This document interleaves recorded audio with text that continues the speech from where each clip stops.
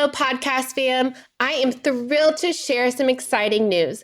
My book, Sow, Grow, Lead, is officially live on Amazon. This book is more than just my story of starting a nonprofit and building a peanut butter factory in Malawi. Though trust me, the ups and downs of that journey are worth the read. It's also packed with practical strategies to help nonprofit leaders like you tackle challenges with clarity, courage, and a whole lot of heart. If you've ever wondered how to turn your vision into reality, navigate the inevitable hurdles, and build something meaningful, whether in your organization or in your own life, this book is for you. I'd be so grateful for your support in spreading the word. Grab your copy of Sow, Grow, Lead in the show notes and on Amazon today. Let's keep sowing seeds of impact together.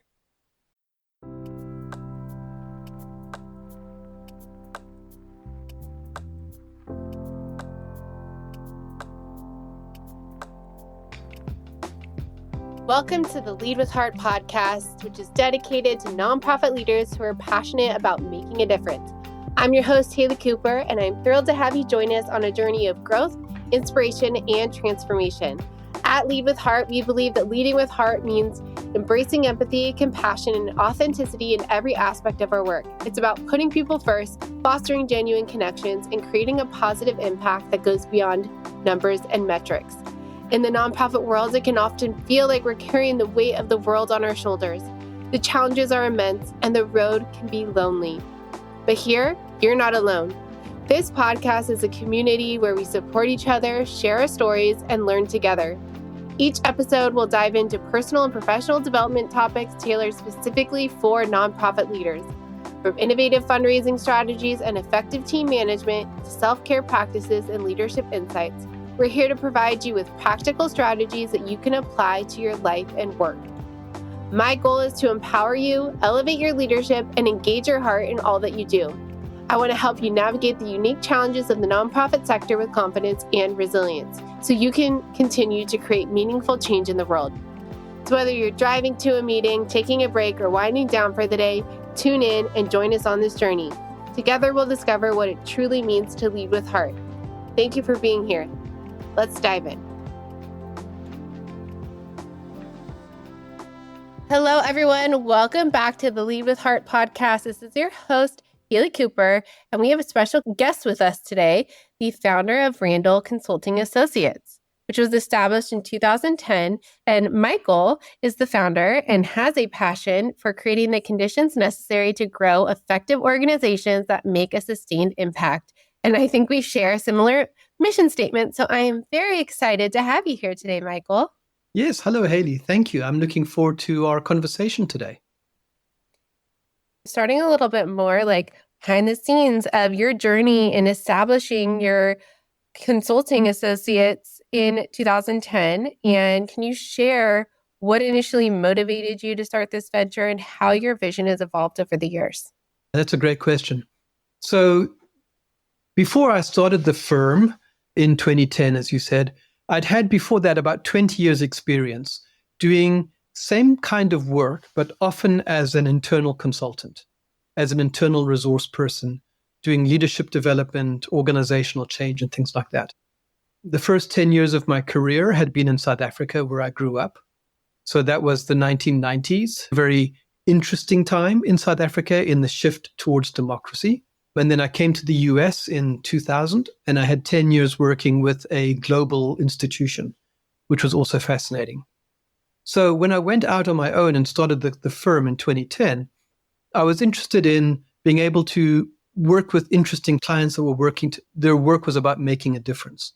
And so the evolution over the time has really been about shifting from doing projects that were one person size and often around facilitating an event, a retreat, a meeting, to really growing to focus on overall organizational health and effectiveness and bringing in associates with me so we can make up a team according to what the needs of the project are.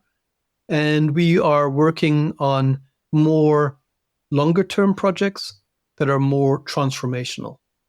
So we've had several projects where we've worked with an organization over 3, 4, even 5 years, because change and culture and things like that actually do take a long time to get rooted. It's not something you can do in a 1 month or a 3-month project. Well, thank you so much for sharing. And you focus a lot on building effective teams and aligned teams. And what are some of the challenges that you see teams facing to keep them from being effective? I think one of the biggest challenges that prevents teams from being effective is that people show up as individuals into a group, right? Each of them bringing in their own respective discipline or expertise. If it's a leadership team, then people are often coming in with the perspective of their own department. But they're staying at the level of a group of individuals and not really stepping into what's the opportunity for us as a team that is collective in its orientation. So I think that's one of the most important barriers to team effectiveness, is when people have more of an individualist orientation rather than the collective team orientation. Yeah, I've seen that a lot in nonprofits where we operate in silos, we operate by ourselves, we stick our head down, do our job, and we don't really work as a collective. But we know from working with effective teams that we need each other. We're important to each other, and we have to collaborate and work together to be able to carry out the mission. And so what are some of the things that you coach teams that you come in and they're acting all on their own? Like, how do you bring about that sense of co-creation and collectiveness? This is, I think, an important starting point. Is like, why does this team exist? What's our shared purpose? And thinking about some of the client projects I've worked on, a number of times I've been invited in when there's actually been conflict and dissent within the group about what is our purpose, right? So what we find important in working with the group is to help the individual members connect with each other around a shared purpose. And so very often we'll do things like go back into their origins. What drew you into this work? And these are questions we work with nonprofit clients as well as private sector clients, as well as public sector clients. Often people are in a field of work because of some kind of personal affiliation. Something drew them to do that work with this organization or this kind of organization. And when they come to the understanding and the awareness that their colleagues have very similar motivations, that's a really compelling thing to help them find common ground, right? That they're not there as enemies to each other. They're not there with opposing objectives. They actually all want the same broad thing, which is about success. And then success gets measured in different ways. But when we help them work out what's the thing we all aspire to do together and appreciate that we as individuals each show up wanting that to happen, it goes a very long way. Not just in terms of a shared orientation or around a collective goal, but also in terms of trust building, right? Knowing that your colleagues are there for similar motives as yourself, that they can be trusted, that they're doing the best that they can to help that come about. So this is really important foundations to help teams be healthy and effective. Yes, I want to emphasize that point of having everyone understand that there's a commonality, because I've worked with teams and boards, and specifically I'm trained in the EMC leadership process of everyone feeling alone and feeling like they're not supported. And then you get in a room and they all have the same fears about the organization and they all have the same passion. Maybe it differs a little bit, but once they understand, oh, I can relate to you. We're here together. The light clicks on, right? You see it in their eyes and they're like, I'm not alone and I am supported in the work that I do. And so I think that's really important, just like a point to bring about that commonality within your team, show people that they care about each other and they care about the mission and like how they can work together to achieve that common goal. Yeah, just a couple of weeks ago, I was working with the executive team of a large national nonprofit. And it's just like you were saying, the members were separate from each other. They were each holding their part of it, but not necessarily seeing and appreciating the whole of the enterprise. It's a little bit like the old story of blind people touching different parts of an elephant. And depending on what part of it they're touching, they have a very different impression of what is this beast? So yes, it's important to help them see that their part of it is part of a bigger whole, and that all of them together are necessary for the organization to be able to fulfill its mission. And it's also not so simple. With this organization, they've got a technology component to what they do. They have an educational component to what they do. They have a community development component to what they do. And there's a really important discussion in that organization about who are we? Are we a technology company? Are we an education provider? Are we a community partner? Right? Now, all of those elements are part of their business model, but there's a kind of a tussle about which one is dominant. And that matters to some extent because then a lot of other decisions and priorities follow from there. So we're still in conversation with them as they're grappling with that. But where they are now is at least all of these tensions, all of these kind of dilemmas are on the table. They're public. They can begin working with them openly rather than people each having different perceptions and not knowing that it differs from what other people think they're about or what matters most. Yeah, I think that's so important. And when you're having these conversations with this big organization, who's in the room? Who are you having these conversations with? Is it just the CEO or is it all variations of people in the organization? This particular recent meeting was the executive team. So it was the CEO and their 10 deputies, right? So it is the senior most grouping of the organization. They have 350 staff. So it's not that easy to get everybody together for a consultative change process. And so what I would say, and we've done this with other clients, I think it's important actually, and I'm seeing this more and more, the importance of engaging and getting buy-in from the senior leadership team. But most likely, they're not going to be implementing major changes. They're going to be overseeing them, sponsoring them. So when you get down to the next level, it's not about going down next level of the hierarchy. No, if we've got the vice presidents, now we need to get the directors. It's not about that necessarily, but it is about bringing together a cross-section of the organization. So people from different levels, people with different functions, people with different tenure in the organization, potentially if it's a national organization, people from different geographies, right? So you really want to assemble, bring together diverse perspectives, diverse experiences, and use that as your brain trust to help you have a pulse on what's the view across the organization, to help test what ideas or what initiatives will work best. So it's not just a sort of senior level group deciding what they think is best for the organization, but you're doing it at least informed by feedback from a cross-section of voices from the organization.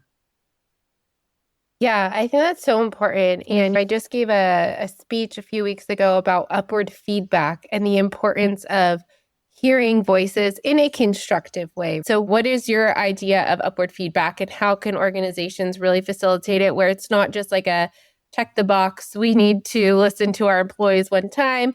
Like, how do you actually listen to their voices, collect the data, and then understand where you need to go? If you're looking for quick wins to engage employees, I think you're going to get false data, false impressions. I think that really engaging employees, thinking of them as important stakeholders in the organization's future, requires thoughtfulness and requires a thorough approach, right? So there's a lot of organizations that will do surveys, climate surveys, or surveys around strategic options. And I can see that there's a place for those, but they are notorious for having often a low response rate, right? I've also been involved running focus groups for an organization. And so that can be helpful to tease out a little bit more, maybe of data that you receive from a survey. You bring some of the themes into a focus group, you explore them further. But again, what we find very impactful is convening a core group of people. Again, this cross-section of people from the organization, not all of them necessarily in leadership roles, and engaging them over a period of time consistently. So they begin to understand some of the trade-offs and compromises that leadership has to make. They can't do everything, right? What are the things that guide them in their decision-making? And this group, let's call it an engagement group. This group begins to understand and appreciate what leadership is grappling with. They become sympathetic to the trade-offs that have to be made and why you can't get the ideal solution. And then they can be really important champions back into the organization, helping to communicate what they're seeing, what they're experiencing. So I think one wants to use a range of approaches to engage staff. But I think, again, take care to not just do it just once, or not just think that surveys and mood meters and things like that can give you compelling insights. I think there's a lot of value in getting this trusted advisory group, reference group, engagement group that gets to understand what leadership might be trying to do and can give honest feedback around what's working and what's not working. Yeah, I think that's so important. And something you mentioned earlier was like culture takes time. Culture is not just like a one and done thing. It's like a continual effective process. And so I always have to ask this question. So my first question for you is, how do you define culture? Because everyone that I have on the podcast generally defines it a little bit differently. And then let's say I've had this in my own organization where a new CEO comes in and they have a whole different idea of what culture should be versus what the old CEO had. And everyone is up in a flurry of how they fit into that new culture. So I guess to sum it up, what is your definition of culture? And then how can an organization implement that through change? So culture is one of those really confounding things, right? And people do just define it in different ways. People write books about it. They run programs on it, and they all come up with different variations. I think, I don't know that I have a simple, neat definition. But when I think about culture, I think it's about the experience of being in a place, what it's like, how people behave, what are the habits that people follow, what are the norms that have become socialized, that sort of people either buy into or behave in line with those norms, right? And this is actually why culture change is so difficult, because it's not so much about, well, we want to be collaborative. We want to work across departments. Those are easy words to say, but what keeps it as it is now, the culture as it is now, are the habits and the patterns that we've developed. And they work for us, right? They work for us. And so people are not easily going to give up something that works for them in exchange for something with an unknown offer. So when we work around culture, one of the things we look at is, what are the behaviors that are going on at the moment, right? So yes, you may have values and things like that, but really, what are the behaviors you find in the organization? Which of those behaviors are in line with the things you're trying to do, the way you're trying to be as an organization? And what can you do to promote more of those kinds of behaviors? And which of the behaviors are ones that are really contrary to how you're trying to be as an organization? And what might you do to see less of that behavior, fewer instances of people behaving that way? In all of this, it's about making those behaviors, the awareness, the understanding of it, making it explicit, so that we're not just talking about, being more collaborative, working in partnership. Those are high-level words. But what are the behaviors that back that up? How do you know when collaboration is taking place? And so when you've got the behaviors are on the table, then you can look at, well, what helps us behave more like this? What gets in the way of behaving more like that? So one classic challenge for organizations is we want to be more collaborative and team-centered, but performance reviews and performance bonuses, if you have things like that, are based on individual performance, right? So there's immediately a tension between they want you to be collaborative, but your total reward and compensation is based on what you do as an individual, right? So there's a behavior, there's a pattern in the organization that cuts against the culture as you want it to be. This is also one of the reasons why cultural work takes so long, because it really starts with an awareness of what's going on at the moment, seeing what from that, again, you want to keep and develop further, what of that you want to shrink and reduce, and then taking time to build new habits that will replace older habits. And that doesn't happen overnight. It doesn't happen even in a year. And that's one of the reasons why we've often worked with our clients over 2 or 3 or 4 years, right?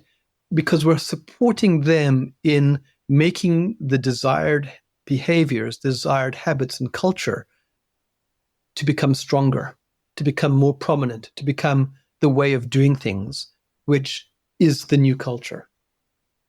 But it's not based on a new CEO saying, now we're going to be doing things differently, because that doesn't happen. That doesn't align with how change of behavior actually happens in people and in organizations. Yeah, I think that's so important, especially when you're talking about the performance reviews. I'm a fundraiser.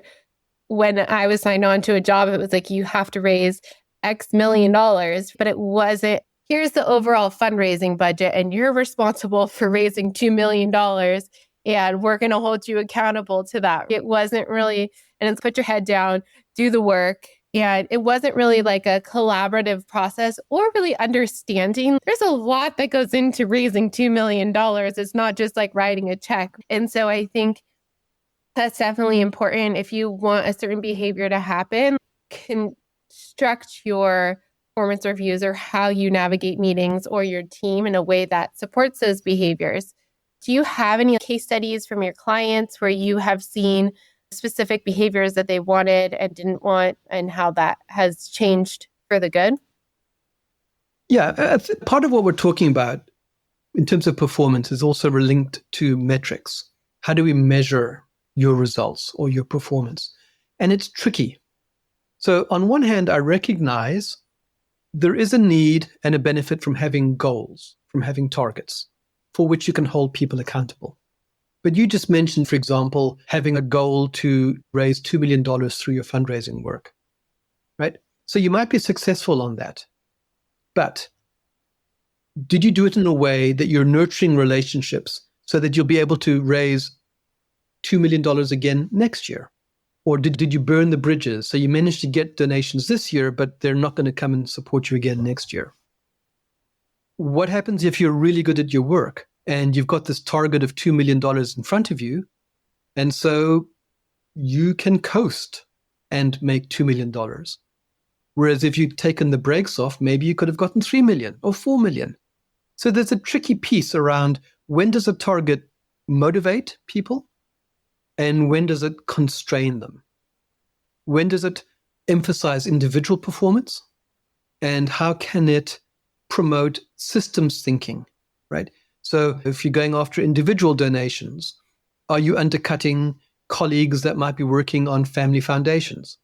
That your individuals also have family foundations, but making the individual ask undercuts the family foundation ask. There's that sort of system awareness that's helpful for people to have. And the idea that we were talking about the idea of efficiency before we began recording.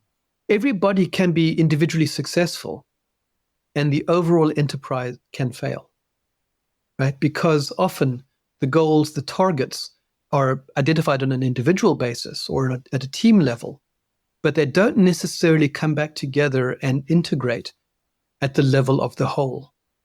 And that's one of the things I try and pay attention to, is thinking about what are the consequences of doing this? How does it impact on other groups and other teams in different parts of the organization?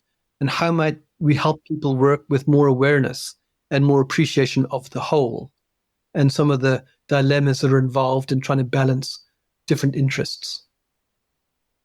Yeah, I think that's so important. And I think another thing that you're talking about, well, like you mentioned, if I raise $2 million, did I burn bridges or can I do it again? But I also think trending every 18 months in nonprofits, there's a high turnover rate, and high turnover equals high cost fundraising. And it also hurts the relationships, because whether it's at the C level or the director of development, those are the people that hold the relationships, and they should be to the organization, but it still hurts when every 18 months a donor has to build a new relationship. There's that trust and that rapport, and it takes time. It's not like it's going to happen in 3 months, maybe, if they're really committed to the organization, but that trust and rapport takes time, and there's turnover and employee retention are critical challenges for many organizations.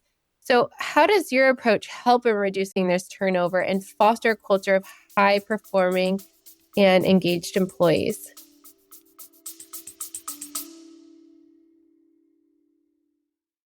Imagine a fundraising partner that not only helps you raise more money, but also supports you in retaining your donors.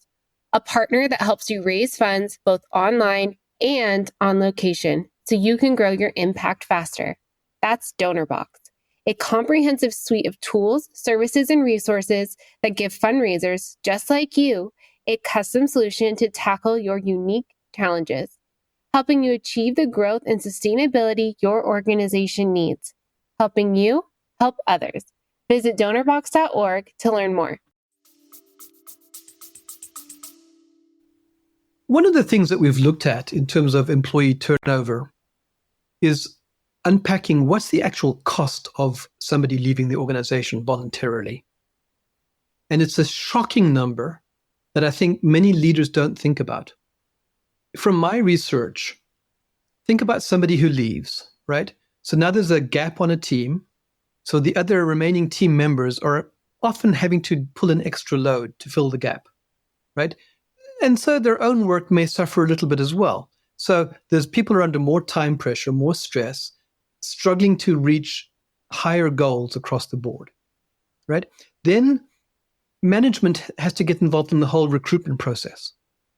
So all the parts about job specs, advertising, shortlisting, interviewing, all of that is time that the manager hadn't planned on previously, but now they've got to spend time on that.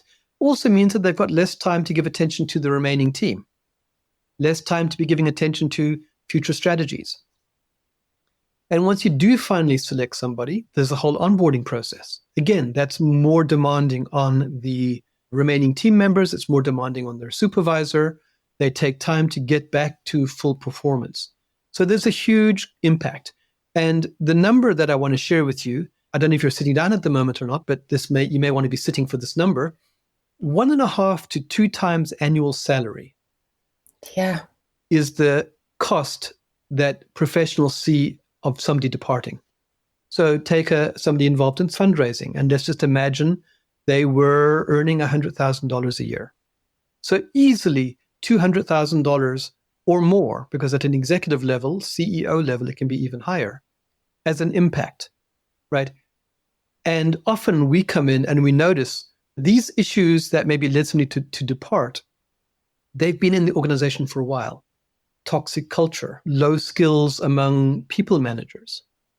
Many of those things could have been addressed by the organization at an earlier point before people left. And what we hear time and again is, oh, we can't afford to invest in people development. We can't afford to train our managers. We can't afford to do team development, as if it's something that's really almost unaffordable. And of course, they're not thinking about the consequences of not addressing these problems. So you're really bringing about a $200,000 plus cost to yourself because you were reluctant to invest $50,000, perhaps in some kind of a learning program. And by the way, that's not just a 4-to-1 return on investment that you can get from it. That's only if one team member departs. If several team members departs, that cost multiplies. So there's a huge, obviously these things are all tangled in with each other. But if you want people to stay, having a workplace, a culture in which people feel a sense of inclusion and belonging is critical. People have work that has personal meaning and satisfaction is important. People feeling that they're part of effective teams matters. And then having leaders that can support them, help them grow and develop, be able to perform good work, but also to help them be ready for the future. So there's a number of different things that go on. It's not just there's one thing to change, but it's the whole environment. And it's both working with team members as well as leaders that helps create the right environment that is supportive and healthy for everybody who's there. Yeah, and I love that you shared that number. I think it's so important. And especially like for me as a fundraiser and a leader, like I am fiscally responsible for the organization and to be good and effective stewards of the money that is given to me. And so if you think about it, you're actually doing your mission a disservice by not investing in the first place and not being good stewards of the money that was gifted to you, because now you're having to spend double the money that you should have just invested in the first place.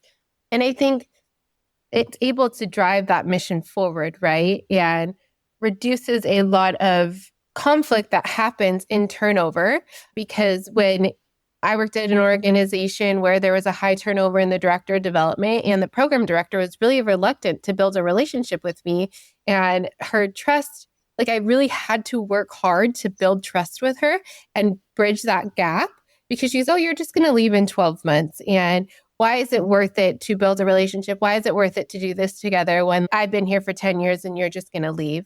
And so I think it hurts the morale of the team and the way that we're able to work as that collective towards that shared goal. That's right.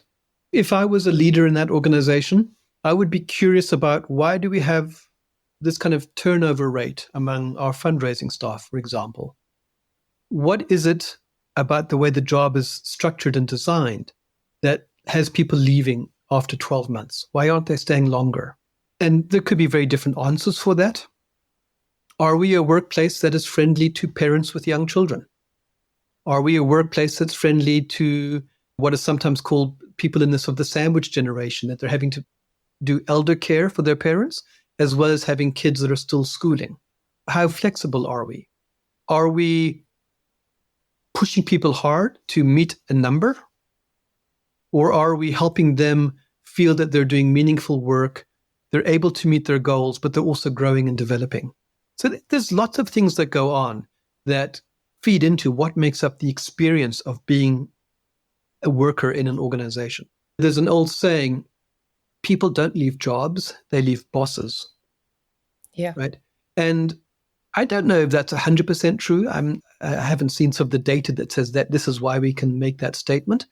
But I do know from my own experience, as well as what I've seen in many workplaces, the quality of management and leadership makes a huge difference to people feeling engaged, feeling motivated, willing to put in the extra effort, or even sometimes willing to take that salary cut when things are tight because they believe in the organization and they know the bosses really have their best interests at heart and they're not just making cuts willy-nilly.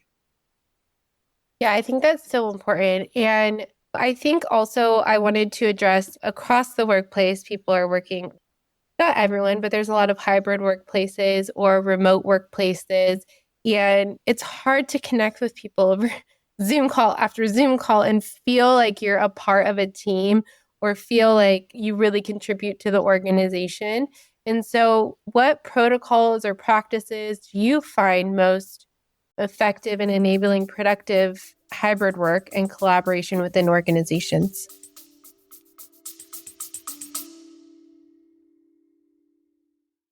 Hey there, podcast family. If you're like me and deeply committed to improving your leadership skills and fostering better connections with your team, I've got something truly amazing to share with you. I'm proud to introduce the EMC Masterclass, something I talk about often as a certified trainer. It's an incredible program developed by the renowned Dr. Lola Gershfeld, an organizational psychologist and corporate emotional connection expert. You might remember her from a podcast episode where she shared invaluable insights into the world of emotional connection. Dr. Gershfeld's EMC Leaders courses are designed for anyone working with people, whether you're a manager, supervisor, team leader, educator, coach, mentor, or a team member.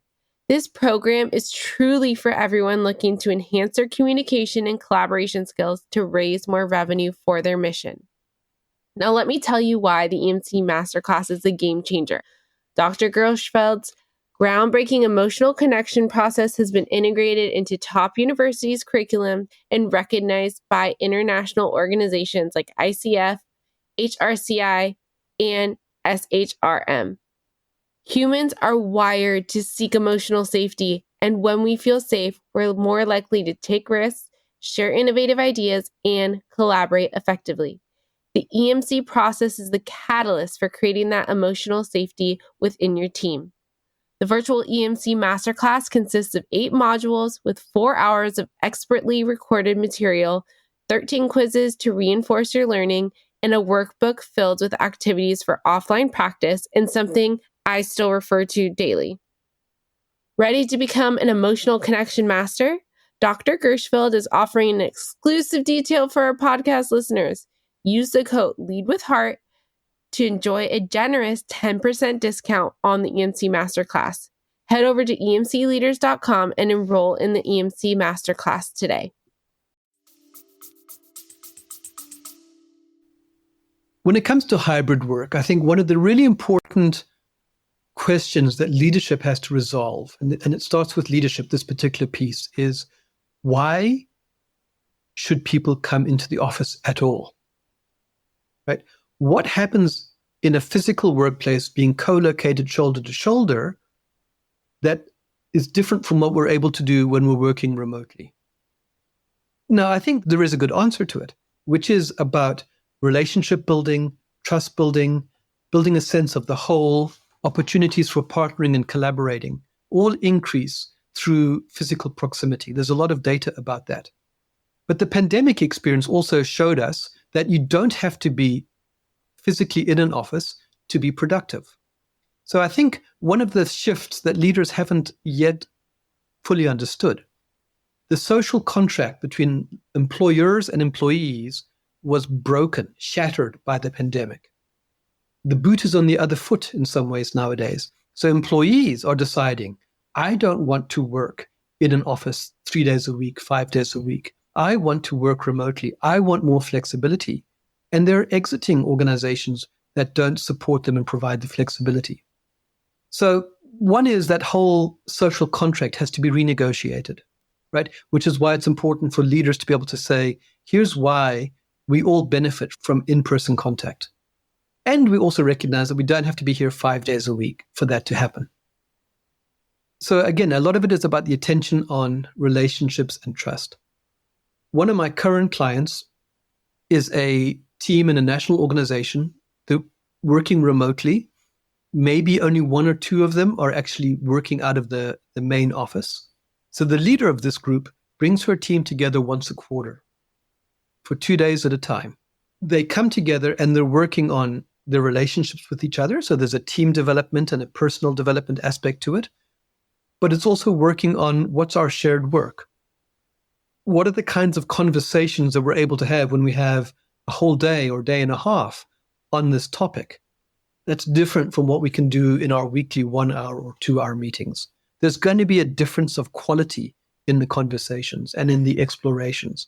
So I think that if you're a fully remote team, if you're a team that's working hybrid in and out of the same location, either way, the value of investing in dedicated in-person time that's more than just your standard meeting is absolutely worthwhile for strengthening the team, developing the team, improving the quality of people's experience of being there and working there, and their contribution to the team's goals.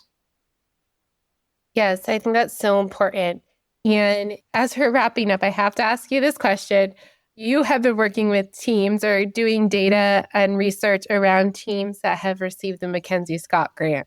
And so I would love to know some of your findings that you found, especially with organizations that all of a sudden receive this big lump sum of money that they've never had before. What are your key findings around leadership and organizations that you found that have received this grant? This was so interesting. So a number of my clients and former clients in 2020, 2021, 2022 were receiving these gifts. And so I knew something about the organizations. And I was curious, what's happening for them when they get a $5 million, $10 million, even a $50 million gift? And the way that MacKenzie Scott works is that she provides all of that money at once, at the very start. So literally, you're getting a $10 million boost in your bank balance overnight. And I had a hypothesis from prior experiences that this is going to cause tension and conflict. People are going to start arguing over which priority, which strategy should be invested in. Do we raise salaries? Do we do more of this or more of that? And so I've interviewed about 36 leaders of organizations who've received these funds. And my hypothesis was demolished. The conflict did not happen, by and large. Some exceptions, as there always will be. But basically what I began to notice is that the funding was going to organizations that were prepared and ready to receive and use the funds well. So there was the due diligence that had been done by MacKenzie Scott team. They were finding and identifying the organizations that could make good use of it. And I identified maybe 6 factors that were common in these organizations. And I'll just give you a couple of them that I think are also quite central. Starting point is purpose and identity. Who are we? What are we about? How do we do what we do that's unique? Right, so that clear sense of everybody understanding what they're about was a fundamental starting point. Linking to that, 2 other elements, having a guiding strategy and working from an evidence-based program, right? Or having a clear theory of change. So people knew how they did their work. They knew what parts of the work worked well. So when the money landed, they weren't running around in a tiz. What do we do? And do we do this? Do we do that? They actually said, no, let's look at our strategy. We said we're going to do these 4 things. This new unexpected money means that we can do this other piece sooner than we had anticipated. Or we can do it on a bigger scale. Or we're going to take 50% of the money and put it into our reserves. But there was a lot of good thinking that was able to take place because they were clear about their identity and purpose, their strategies and their way of working. And then the 4th piece that I'll just name here, leadership was aligned. So between the board, the CEO, the senior leadership, they were all aligned about these elements, about purpose, identity, strategy, the proven ways of working. That was in hand before the money arrived. They weren't trying to build alignment once the money was there, because I think that, again, part of the recipe for conflict. So yeah, there's some other things as well, and it's part of what I call my prepared organization framework. People can get some information about that from my website. But there's things that people can be doing that are proactive and get you ready, not just for a gift from MacKenzie Scott, but help you be well prepared for engaging with other funders, or even to engage with contracting with state or local government to provide services.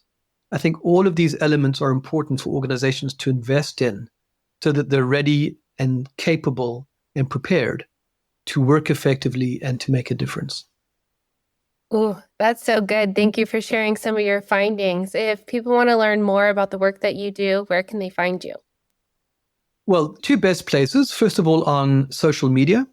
You'll find me on LinkedIn as Michael Randel. I post regularly some provocative ideas, some case studies, highlighting leaders that are doing really interesting work. So certainly you can see me there, and I'd love to connect with you. The other place is on my website, which is www.rcachangeadvisors.com. And what you'll find there is descriptions of the work that we do. We're about to release a number of downloadable resources that you're welcome to sign up for and can equip you and empower you for your work as a leader. Well, we will make sure to link to all of those in the show notes. Thank you so much, Michael, for being here. I've really enjoyed our conversation. Thank you so much, Haley. It's been great chatting with you today. If you have valued these stories or learned something from what you've heard, please share this podcast episode or follow me on LinkedIn. Thank you so much for your support, and together we can build a better community and world.